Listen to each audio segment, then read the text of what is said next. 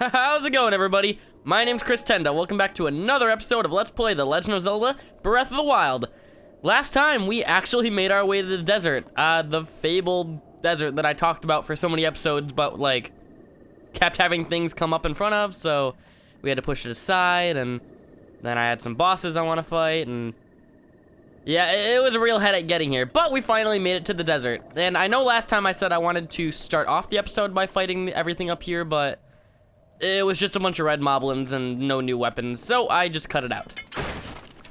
And here we get some palm fruit. Now today, I think that the first thing we're gonna wanna do is try to find the first town in the desert. There's actually a couple in the desert, contrary to it being a desert, for God's sake. But we're just gonna make our way through this valley and see if we find anything. And the first thing I see over here is a shrine. Now the desert is loaded with shrines. Now, you may think, how do you hide shrines in a desert? They do some pretty creative things. There's some wolves over here. We're just gonna ignore them. Wolves are literally the most basic enemy to fight in the game, aside from bokoblins and all that. So, climb right up here. And we see the first shrine of the entire desert. The Noah Shrine.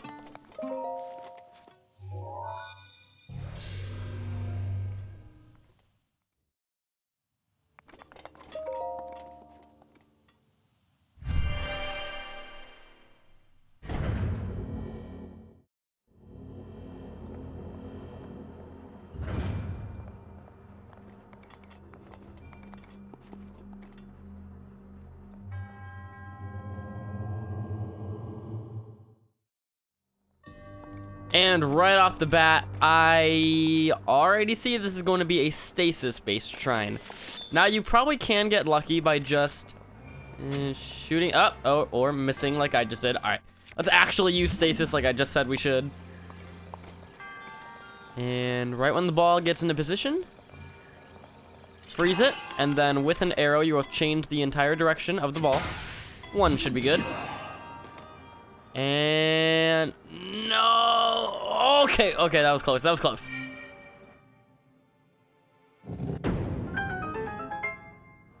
Is there anything to our left? No, there's not. All right, next area. Now, I want to apologize if my voice sounds a little gravelly. I'm just coming up from a cold or whatever I had. I don't know what it was, but I lost my voice for a solid week, so I had to take a little week away from recording, which did suck, but I guess it was a little nice change of pace. And kill you. And we repeat the process. Wait for the ball to come out.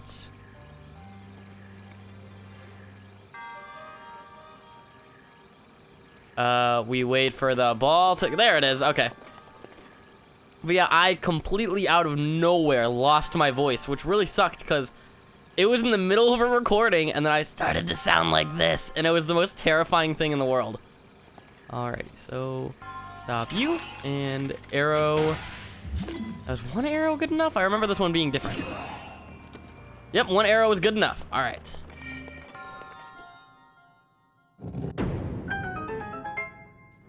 Oh, now this one's always been a pain to me, although you can cheese it if you know how to. So you actually get to carry the ball across this time, but before we do anything, run across. There's something here that we're gonna wanna grab. I recommend standing right here and getting ready with your magnesis, and right up there, there's a chest you're gonna wanna grab. That's the chest for the shrine. There we go, bring it on over.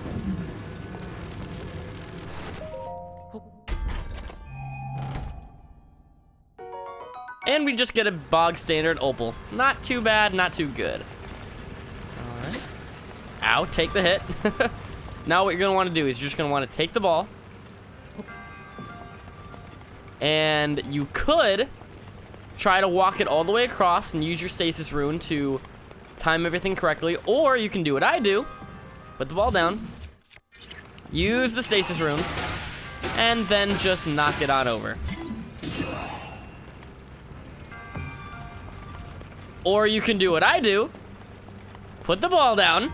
Use the stasis rune and correctly knock it on over. 2, 3, 4, 5, 6, and think that's it. I think we need max. Yep, just like that. And it should stay over there. If you use max, it should not go all the way across. It should stop right short. So that is just about it. All right, time it with the block. Use the stasis rune on that. Run across, make sure the block is still with you. And just like that, we've passed the lasers. And now we finish off the shrine by putting the ball in the hole. Boop. Like I said, if you know how to cheese this shrine, it makes the actual puzzle element of it way easier. Let's collect our spirit orb.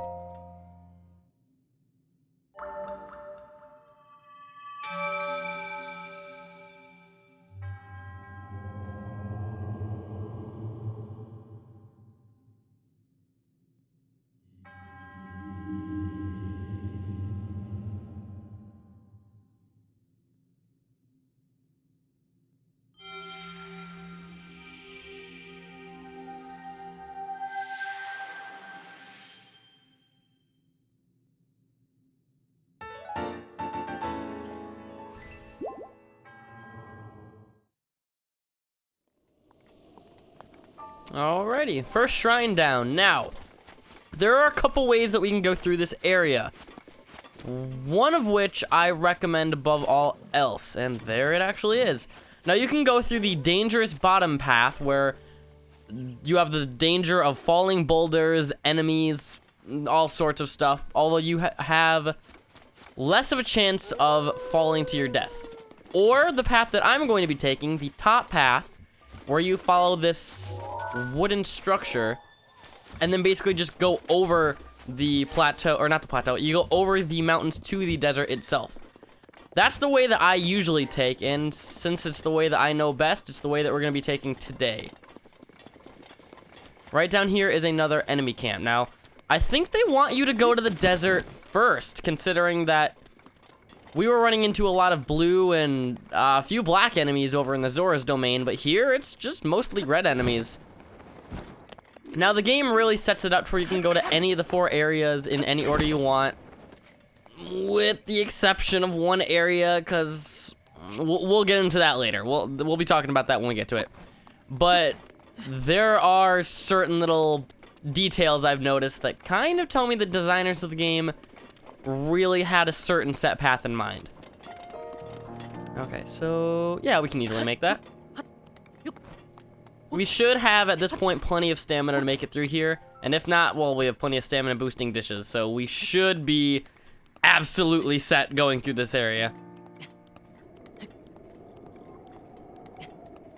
Ooh, yeah, I'm gonna use one just to be on the safe side.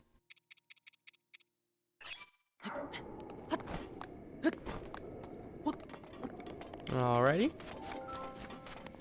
Some more red enemies over there.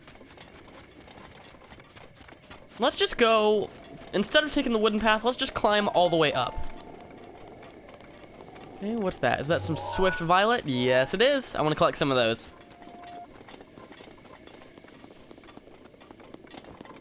Jump up. And now I always ask this when I find myself with dead air, but how's your guys' day going? It's been just a little while since I got to say that, but it feels good to get back into recording again. Feels definitely good to be in the desert. This, by far, is my favorite area in the game. And the first time I played the game, actually, fun fact, this was the first area I chose to go to. It kicked my ass 7 ways to Sunday, but, I mean, I guess it just kind of broke me into getting into the Breath of the Wild feel, because it's a hard game, it really is. I've kind of been making the game look somewhat easy, but I guess that's just what happens when you play it, like, so many times through. Alright. Now, getting into the desert, you will start to notice that Link will overheat a little bit. Looking at our temperature gauge right there, it's starting to lean a little bit more towards the hot side. Unfortunately for us, we have no dishes that counteract the heat, and I don't believe we have any armor that counteracts the heat either. So, the first instance of finding a town, we're gonna cook as many of those dishes as we can. On the flip side, we are also going to want to make sure that we have a bunch of dishes that resist the cold, because even though it's a desert, and deserts are typically known for their heat, when nighttime falls, deserts can drop below freezing temperatures, I believe. So, yeah, we're definitely... I believe Antarctica is even a desert. So, technically, the largest desert in the world is covered in ice, not sand. Huh, interesting. Here we have a decayed guardian, so we're just gonna see if we can get anything from it. Ancient screw, not bad. Hopefully, after we finish the desert, we'll be able to go get some guardian gear. At least 1 or 2 pieces. Okay, making our way around here. Always keep an eye on that temperature gauge. As a matter of fact, I haven't done this since I started the Let's Play. I'm gonna go to options, and I'm going to change HUD mode back to normal. So we actually have a map, temperature gauge, sound, and time. I want to make sure I know exactly when I need to use dishes and exactly how late in the day we're getting. Desert's going to start testing our abilities. All right, so looking across, what's over there? It's getting a little difficult to see. They have the, what? Oh, God. What? Wait, what? Oh, Jesus!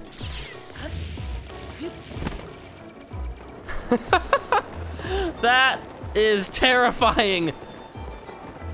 What the hell? I didn't know there was a guardian over there.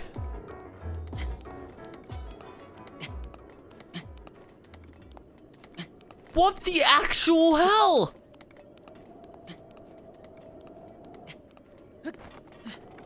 Maybe shit my pants, you sure did.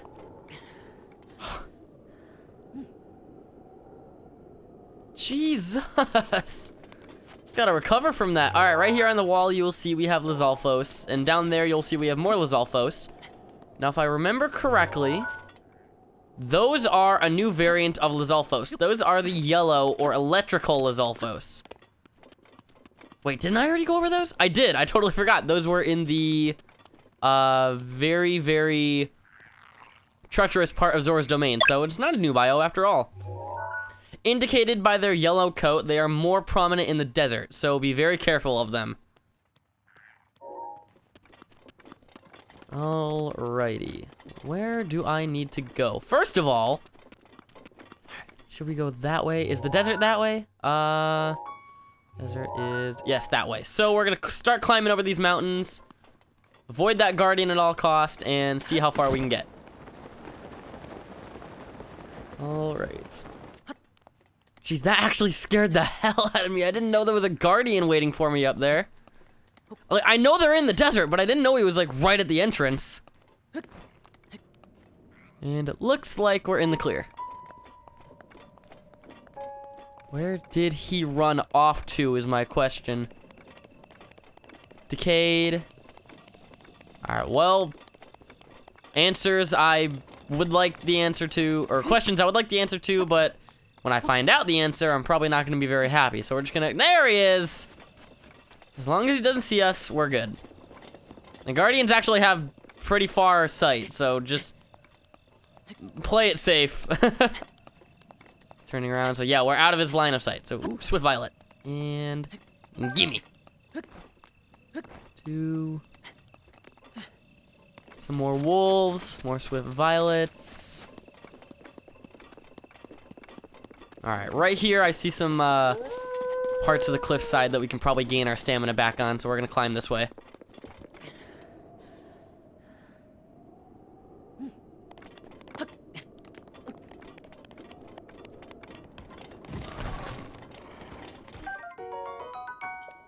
Yeah, another decayed guardian with an ancient screw. Always enjoyable. Ooh.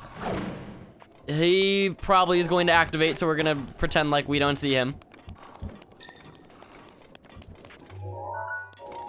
That is the wrong way, so we're gonna want to keep going this way. Is that the desert? Why? Yes, that is the desert. All right, so we can just soar. I didn't want to show that off just yet. Wow. Lucky us. Introducing the second great maze of Hyrule. I didn't mean to show that off as early as I did, but I guess we'll put a marker down or something. All right. Right here, another Korok seed. All you gotta do is finish off this tiny diamond on the inside of the big diamond. I think. Right? Is that not what I had to do? Am I a little off? Yep, there we go.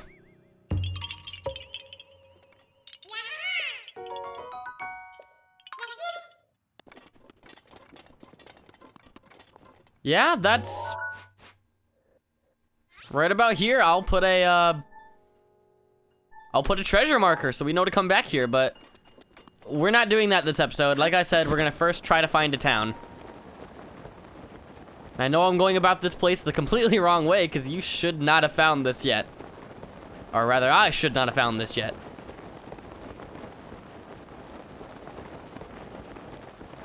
Oh, another Korok seed right over there. Okay, down here, just more, what are those? Blue and black. Lizalfos, God, the name escapes me. Okay, right up here. Ooh, perfect timing, it's actually becoming nightfall, almost midnight right now, actually. And if you look down at our temperature gauge, it is beginning to drop. All right, lucky for us, I actually do have some cold resistant items in my inventory, so we can use those. That there, and collect another Korok seed.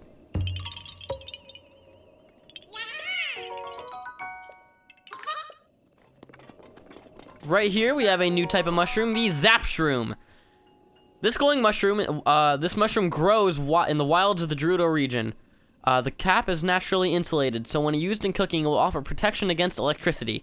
Maybe you may be wondering, why would there be electrical shrooms in a mostly ground region? All of you that have played Pokemon are probably asking yourself that question right now.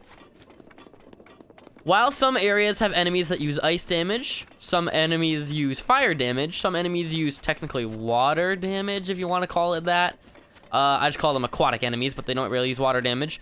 The desert does not use rock enemies as much as it should, or ground enemies. It uses electrical enemies, so that's going to be your main type of enemy that you're going to have to deal with. Okay, so I believe the first town is just this way. Another Korok seed location. Obviously, I'm going to want to grab that. Now, this one looks a little tricky. You may think, well, that's not exactly symmetrical next to each other. The one on the left is upside down, so you're gonna wanna grab this and put it all the way on the top. And put it all the way on the top. There we go.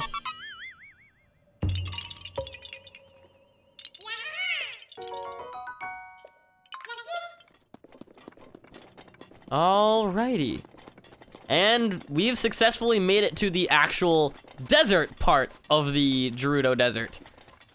And I know that the town is around here somewhere. I just gotta make sure I don't pass it. One thing about the desert for sure is it can be a bit of a wide open maze. And what I mean by that is it's a very expansive, wide open area with not too many good set pieces. No, like, no big mountains, no big, like, there might be a statue here and there in the desert, but it's gonna look fairly samey. And as you can see right there, there is another divine beast creating some sort of sandstorm. So that is an area you're gonna want to avoid for the time being. Shoot, no. Okay, we want to get out of here. Oh, God, look before you leap. Okay. I think we're almost in the clear. I see another shrine all the way through there, and if I remember correctly, that is where the town is going to be. So I think we may be in the clear. As a matter of fact, right over there, that's the town. And this is a... Okay, wow, I'm really showing off areas that I didn't want to show off this episode. Pretend like you don't see that. Alright, tell you what. I don't want to spend 3-4 minutes literally just running to the town, so I will just cut to when I actually get to the top of that ridge and fly down. So I'll see you all in a second. Alright, back up on top of the ridge that I wanted to get to. We're gonna... Oh, shit! No! Oh! Wow, I got sniped. Holy crap.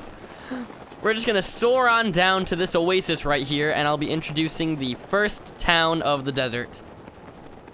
Wow, I got sniped. I lost a heart and a half right there with my good armor. Well, I am wearing the warm doublet, so I guess that makes sense.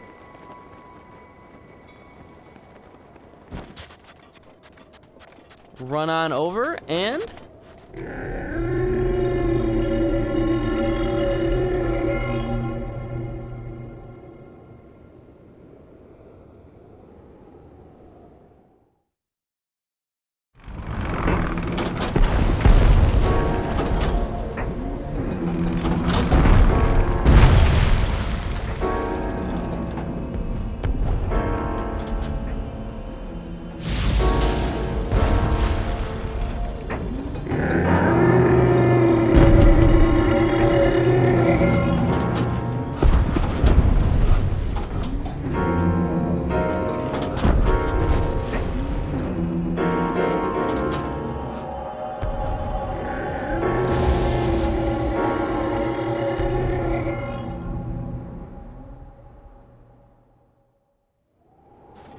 We hear the cry of the divine beast of the Gerudo Desert. We'll be getting to the name of that divine beast just a little bit later. But we are at Karkar Bazaar. And as you can see right here, we're gonna end off the episode by collecting one more of our memories. Thank you all so much for watching. I hope you enjoyed the episode. Please like, comment, and subscribe if you did. Share the video most importantly. Check out my socials on the top right of my channel. And as always, have a good one, everybody. Take it easy. Let's see what the Karkar Bazaar has for Link.